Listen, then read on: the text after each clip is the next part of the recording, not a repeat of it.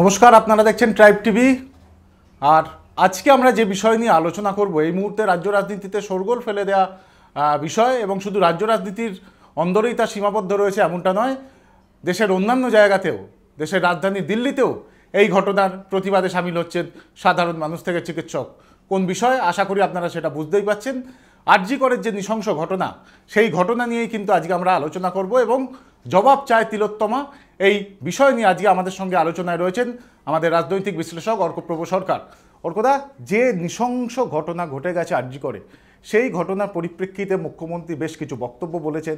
আজকে মৃতার বাড়িতে গেছিলেন, সিবিআই তদন্তেও তার কোনো অসুবিধে নেই এমনটা বলেছেন। রবিবারের মধ্যে যদি রাজ্য পুলিশ বা কলকাতা পুলিশ এই ঘটনার সমাধান না করতে পারে, সামগ্রিকভাবে তুমি কিভাবে দেখছো বিষয়?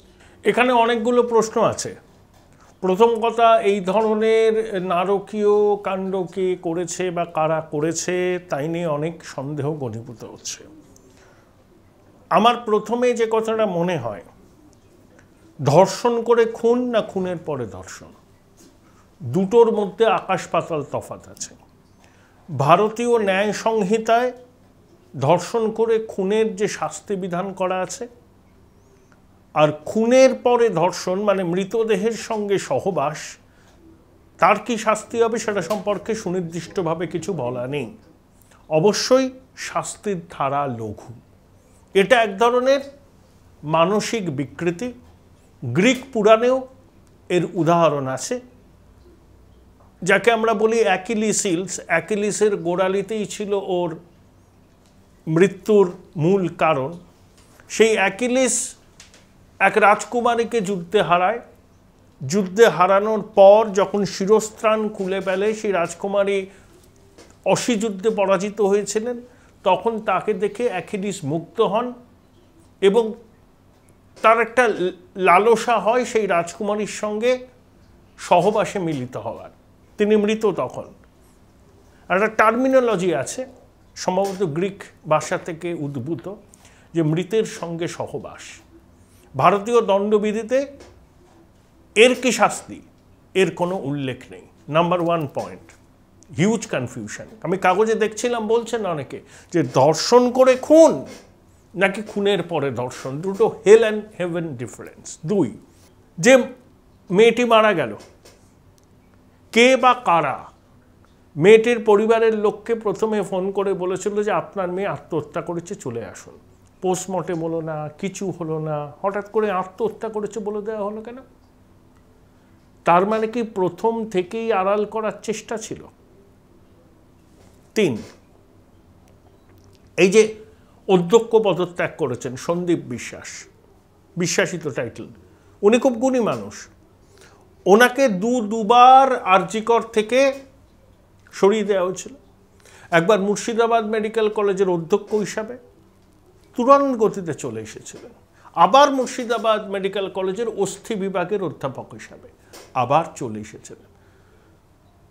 তোমাদের মনে রাখতে পারে, যখন ওনাকে বদলি করে একজন নতুন অধ্যক্ষর আসার কথা হলো, তিনি আরজিকরের অধ্যক্ষের ঘরে ঢুকতে পারেননি, তালাচাবি বন্ধ ছিল। 3 ঘন্টা অপেক্ষা করে তিনি স্বাস্থ্য ভবনে ফিরে যান। তাহলে কত বড় প্রভাবশালী বুঝতে পারছো এই সন্দীপ বিশ্বাস? কার কাছে টিকি বাঁধা আছে এর বিরুদ্ধে অনেক অভিযোগ উঠেছে।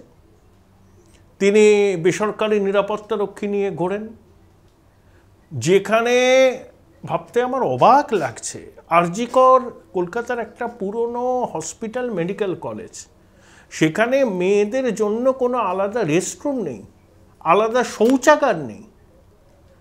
তাহলে মফস্বল শহরে জেলা সদরের হসপিটালগুলোর কি অবস্থা, মহকুমা শহরের হসপিটালগুলোর কি অবস্থা? একটা মেয়ে জীবন দিয়ে আমাদের এই নির্মম সত্যের সামনে দাঁড় করালো। আরে আমাদের প্রত্যেকের বাড়িতে ওই বয়সী ছেলে মেয়ে আছে। মানুষ কতটা ইনসেনসিটিভ হতে পারে? সিসিটিভি কেন মুড়ে দেওয়া হয়নি? এই যে 16ই অগাস্ট খেলা দিবস নাকি পালন হবে, প্রতিটা ব্লকে অনেক ক্লাব আছে, তাদেরকে 15,000 টাকা করে দেওয়া হবে। তুমি গুণ করো, 15,000 ইন্টু 1,000 ক্লাব তো বটেই, আরও বেশি। তো 348টা না কটা তো ব্লকই আছে রাজ্যে। সেই ব্লকের থেকে অন্তত 10টা ক্লাব তো আছে, কত সংখ্যা তুমি গুণ করো, সেটাকে তো হসপিটালে পরিকাঠামোয় কাজে লাগানো যেত। এই যে আইনজীবীদের পিছনে কোটি কোটি টাকা খরচ হয়, বড় বড় আইনজীবী সুপ্রিম কোর্টে সওয়াল করেন সিবিআই ইডি কেন তদন্ত করছে, শ্বেতপত্র প্রকাশ করা উচিত যে আইনজীবীদের পিছনে আমাদের টাকা কত খরচ হয়েছে শুধুমাত্র তদন্ত আটকাতে। একেবারে মা ভবানী।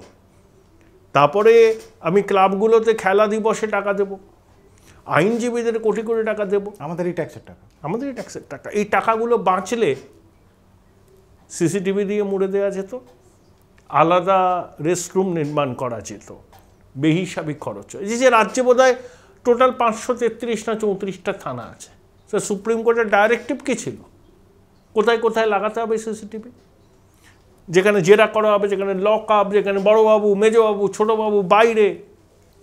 আমি শুনলাম একটা কাগজের রিপোর্টে যে 200টার উপর থানাতে নাকি কিছুই হয়নি। কেন্দ্র একবার দিয়েছিল 41 কোটি টাকা, তারপর চেয়েছিল 38 কোটি টাকা, সেই টাকা পাওয়া যায়নি কোনো কারণে, হয়নি নাকি সিসিটিভি।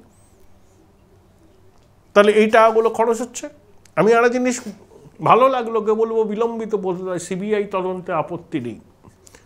আসলে আমার মনে হয় যে 13তলা 14তলা একটু শঙ্কিত হয়েছে বাংলাদেশের ছাত্র বিক্ষোভের ঘটনা, যে ছাত্ররা অসম্ভবকে সম্ভব করে তুলতে পারে, এমনকি সুপ্রিম কোর্টের প্রধান বিচারপতিকে বাধ্য করতে পারে পদত্যাগ করতে, এমনকি প্রবল ক্ষমতাশালী শেখ হাসিনা দেশান্তরী হতে বাধ্য হন ছাত্র আন্দোলনের জন্য। এই যে মেয়েটি মারা গেল, এ বিচার পাবে না। প্রথম কথা, অনেক কল রেকর্ড ভাইরাল হয়েছে।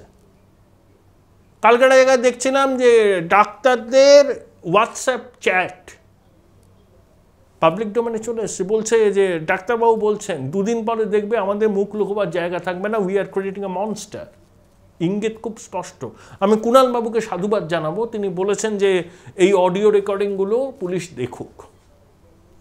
যে অত্যাচার মেয়েটিকে করা হয়েছে একার পক্ষে সম্ভব না, এটা আমি লেম্যান হিসেবে বলছি না, অনেক এক্সপার্টের বক্তব্য শুনেছি। প্রথম কথা, ওই লোকটি সেদিনকে 4তলায় গিয়েছিল কেন? সে 11টা 11:30 এসেছিল একবার হসপিটাল চত্বরে, কয়েকজনের সঙ্গে কথা বলে বেরিয়ে যায়। ঠিক 3টের সময় আসলো 4তলায় এমার্জেন্সির সেমিনার হলে গেল, তাহলে তার কাছে ইনফরমেশন ছিল যে মেয়েটি সেমিনার হলে রাত্রিবেলা থাকে, চলে গেল। মেয়েটিকে ফলো করা হয়েছে, অনুসরণ করা হয়েছে। এমনও হতে পারে, এই শুনছি কানাঘুষো, অনেকে অনেক রকম কথা বলছেন, সেগুলো গুজবও হতে পারে যে এই লোকটিকে হায়ার করা হয়েছিল। প্রশ্ন হচ্ছে যে এই একা করেছে? যারা পোস্টমর্টেম রিপোর্ট টিপোর্ট নিয়ে আলোচনা করেন, ফরেন্সিকের লোকজন, বিভিন্ন ডাক্তারবাবু, সব তো বলছেন চ্যানেলে যে অত্যাচার হয়েছে, এটা একা কারুর পক্ষে করা সম্ভব না। আচ্ছা, 45 মিনিট ওই লোকটা ছিল, তা মেয়েটি কোনো আত্মচিৎকার করলো না কেন? তাই না?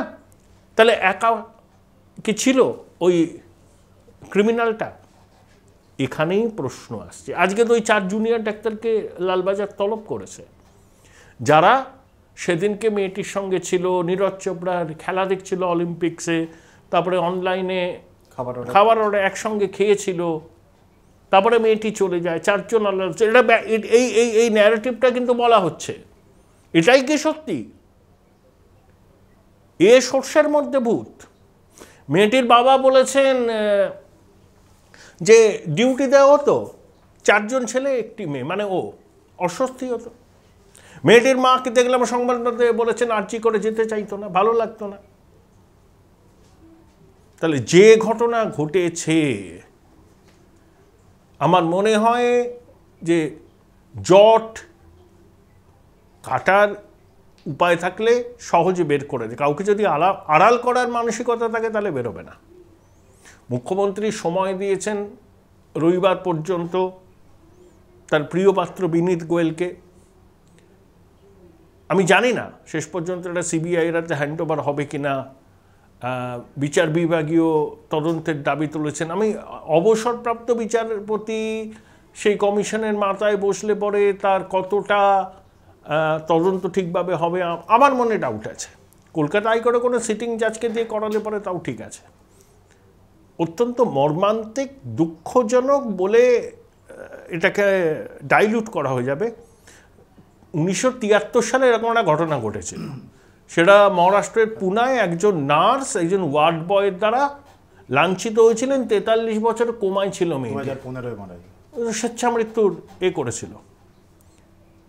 মানে ভয়াবহ ভয়াবহ। আর সব থেকে ভয়াবহ হচ্ছে ওই যারা এঁটোকাটা কমিটির চেয়ারম্যান হতে চান, যারা ওই কোনো একাডেমির চেয়ারম্যান হন, গাড়ির তেলটা পায়, মাসোয়ারা পায়, মেরুদণ্ড বলে কিছু নেই সরীসৃপ প্রজাতির, তাই ওদের তো দাঁড়ানো উচিত ছিল পাশে এই ছেলে মেয়েগুলোর। গণ আন্দোলনের দরকার, দল মত নির্বিশেষে। আজকে যারা চিকিৎসা দেবেন তারা নিজেরা নিরাপদ নয়। ভাবা যায় আরজি করের মতো হসপিটাল কলকাতার প্রাণকেন্দ্রে, সেখানে একটি বাচ্চা মেয়েকে নির্মমভাবে অত্যাচার করে খুন করা হলো, আর কলকাতার তথাকথিত সুশীল সমাজের মুখে কোনো শব্দ নেই। এরা মেরুদণ্ডটা বিক্রি করে দিয়েছে সরীসৃপ প্রজাতির সব। মুখ্যমন্ত্রীর এই বিষয় এবারে অনেকটাই অ্যাক্টিভ, প্রথম থেকে দেখা গেল মুখ্যমন্ত্রী অনেক বেশি অ্যাক্টিভ। এর আগে বিভিন্ন ধরনের আমরা ঘটনা দেখেছি, পার্কস্ট্রিট থেকে বিভিন্ন ঘটনা দেখেছি, কিন্তু মুখ্যমন্ত্রীকে আমরা সেইভাবে দেখিনি যে এত এই ধরনের বক্তব্য। এটা কি শুধুই থেকে শিখেছেন? বাংলাদেশের ঘটনার অভিজ্ঞতা আছে, আর সমাজে একটা তো প্রভাব পড়েছেই। তারপরে ওই জন্য ফাস্ট ট্র্যাক বলছেন না, 2013 জুন মাসের 5 তারিখে কামদুনি হয়েছিল, কি বলেছিলেন? ফাস্ট ট্র্যাক কোর্টে বিচার হবে, শাস্তি দেব। জয়মাল্য বাগচির ডিভিশন বেঞ্চ বেকসুর খালাস করে দিচ্ছে। 12 বছরে 14টা পিপি নিয়োগ করা হয়েছে। তা ও সব কথা যতক্ষণ না বাস্তবে হয় আমি বিশ্বাস করতে রাজি নই। আসলে আরেকটা ঘটনা আসবে, আরজি কর পিছনে চলে যাবে, তারপরে আস্তে আস্তে ধামাচাপা দেওয়ার চেষ্টা হবে। এগুলো সব পরিকল্পিত, এগুলো পরিকল্পিত। এভাবেই হয়, মানুষের মন থেকে উঠে যাবে, স্মৃতি ফিকে হয়ে আসবে, মানুষ ব্যস্ত হয়ে পড়বে। শারদোৎসব আসছে, এই ছেলেমেয়েগুলো যারা আজকে পথে নেমেছে তাদের বাড়ির লোকজনও বলবে এবার যা ক্লাসে যা, তাদের উপর চাপ সৃষ্টি করা হবে, পরীক্ষায় দেখে নেওয়ার হুমকি দেওয়া হবে। সুস্থ পরিবেশ থাকলে তো এসব হতো না। না, এই মেয়েটিকেও প্রাণ দিতে হতো না। আরেকটা জিনিস, যে প্রধান বিরোধী দল বিজেপি, একমাত্র আমরা দেখলাম যদি পজিটিভ কোনো বিষয় থাকে সেটা একমাত্র বিজেপির রাজ্য সভাপতি, তিনি স্বাস্থ্যমন্ত্রী তথা বিজেপির সর্বভারতীয় সভাপতিকে একটি চিঠি দিলেন। এর বাইরে তাদেরও সেইভাবে যে এই বিষয়টাকে নিয়ে আরও চাপ সৃষ্টি করা, সেটা কিন্তু সেই অর্থে আমরা এখনো পর্যন্ত। এটা দরকার জন আন্দোলন। বিজেপি সিপিএম বিরোধী দলগুলো তো রাজনীতির গোলা জলে মাছ ধরবে, তারা তো তৃণমূলের মতোই ভোট চায়। বিষয়টা ভোটের নয়, এখানে কে কোন রাজনীতি করে তার তো দরকার নেই। যে ঘটনা হয়েছে শহরের বুকে, মানে কি বলবো, নিন্দে করার ভাষা তো নেই। কঠোর শাস্তি তো দরকার, এবং একই সঙ্গে সার্বিক সামাজিক ঐক্যমত্য জরুরি। না হলে পরে যেটা হবে, বিজেপি গোলা জলে মাছ ধরার চেষ্টা করবে, অমিত মালব্য টুইট করবে, শুভেন্দু সিবিআই দাবি করবে, সুকান্তবাবু যাবেন নাড্ডা সাহেবের কাছে। এমন হতে পারে। আমার আরেকটা তো দেখো, এক্স সার্ভিস ম্যানদের কেন আনা হয় না হসপিটালের ডিউটিতে নিরাপত্তায়? দরকার তো তাদেরকে। তারা থাকলে পরে এইসব ঘটনা কিন্তু ঘটে না। তারা তো মিলিটারি প্রশিক্ষিত, অত্যন্ত কড়া। এই যে মুক্তাঞ্চল অপরাধীদের গাঁজা খাবে, মদ খাবে, সাট্টা খেলবে, এগুলো তো হয় হসপিটাল চত্বরে, হয়, সবাই জানে, শুধু অধ্যক্ষ জানতেন না। তো বিরোধী দল আমার মতে এই ছেলেমেয়েগুলো এই রাজনীতির কারবারিতে ঢুকতেই দিচ্ছে না। খুব ভালো পদক্ষেপ। এটা রাজনীতির বিষয় নয়, এটা সামাজিক। আর একটা জিনিস ওর কথা জিজ্ঞেস করবো, যে এই সামগ্রিক ঘটনার পরিপ্রেক্ষিতে কোথাও কি একটা মনে হচ্ছে যে সামাজিক বা মানুষের মননের কোথাও একটা অধঃপতন ঘটছে? সে তো হয়েছেই, নইলে হয় না। তবে এই ধরনের লোক যুগে যুগে ছিল, এরা মানুষ বেশি পশু। কিন্তু এই লোকটি যে একা, এটা আমার মনেও কেন সন্দেহ জাগছে। আরও কয়েকজন হয়তো ছিল। দেখি মুখ্যমন্ত্রী তো বলেই দিয়েছেন, রোববার পর্যন্ত তার প্রিয় বিনীতকে তিনি সময় দিয়েছেন। বিনীত মুখ্যমন্ত্রীর কি বলবো আর কি, ভরসার মর্যাদা রাখতে পারেন কিনা। তারপরে তো সিবিআইয়ের কাছে দেওয়া হবে শুনছি। আবার বলেও দিয়েছেন সিবিআই সাবল্যের আর কম। আমরা এটাতে রাজনীতি চাই না। দেখো, কলকাতা পুলিশ যদি প্রভাবমুক্ত হয়ে করে তদন্ত, একদিন লাগবে। কিন্তু প্রশ্নটা হচ্ছে তারা কি প্রভাব মুক্ত হয়ে তদন্ত করতে পারবে? এটাই হচ্ছে সবথেকে বড় প্রশ্ন। যদি প্রভাবশালীদের কাউকে বাঁচাবার জন্য তাদের উপর চাপ থাকে তাহলে পারবে না, আর যদি সত্যিই মুখ্যমন্ত্রী তাদেরকে খোলা ছুট দিয়ে থাকেন তাহলে পারবে। অনেক ধন্যবাদ অর্কদা কথা বলার জন্য। আমরা কথা বললাম রাজনৈতিক বিশ্লেষক অপূর্ব সরকারের সঙ্গে, এবং তার যেটা বক্তব্য যে পুলিশ যদি, অর্থাৎ কলকাতা পুলিশ তারাই যদি প্রভাবমুক্ত হয়ে কাজ করতে পারেন তাহলে কিন্তু এই ঘটনার জবনিকা পতন অন্তত একদিনের মধ্যে করা সম্ভব। আর তা যদি না হয় তাহলে কিন্তু আরও অন্য যে ঘটনা আসবে সেই ঘটনার ভিড়ে হয়তো চাপা পড়ে যাবে এই আরজি করের ঘটনাও। কিন্তু আমরা ট্রাইব টিভি তরফ থেকে অবশ্যই জবাব চাই এই তিলোত্তমার জন্য। আপনারা নজর রাখুন ট্রাইব টিভি বাংলায়।